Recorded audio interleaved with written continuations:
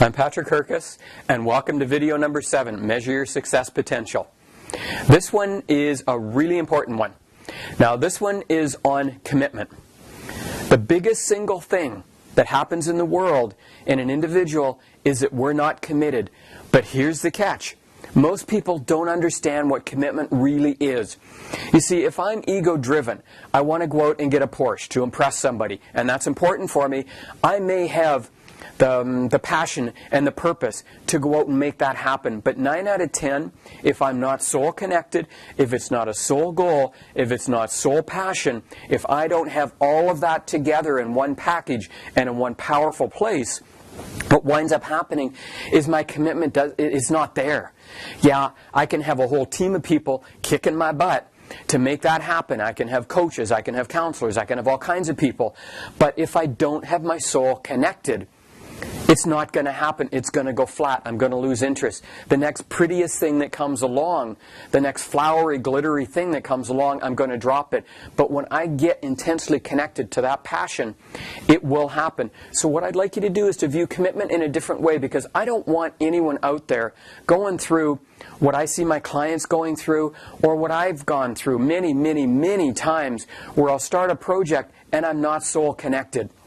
So part of the reason I'm teaching this is it is my soul passion, it is my purpose to save the resources of people so you don't burn out and you're accomplishing things and then all of a sudden it goes flat and it doesn't work, or you can't even get the thing off the ground. Failure to launch is a good phrase.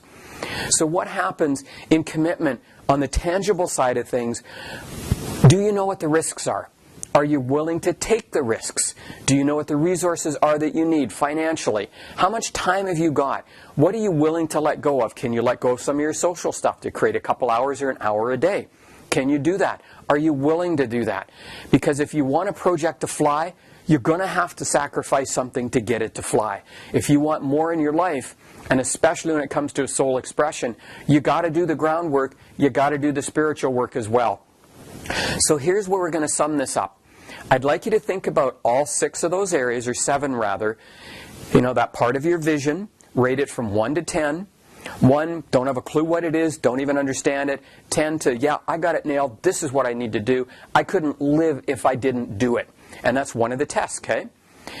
Can you say in 5 years from now, if you don't do this, you'll be happy?